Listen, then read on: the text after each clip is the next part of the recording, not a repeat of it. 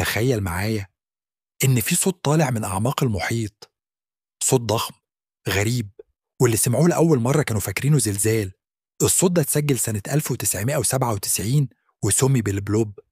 العلماء في الأول افتكروا إن وراه حاجة عملاقة، يمكن مخلوق بحري مش معروف. بس الغريب إن لحد النهاردة محدش قدر يفسر الصوت ده 100%. بعضهم بيقول إن سببه كتل جليد ضخمة بتتكسر، بس في ناس تانية مقتنعة إن في حاجة تانية في الأعماق. وإنت تفتكر إيه اللي طالع الصوت ده؟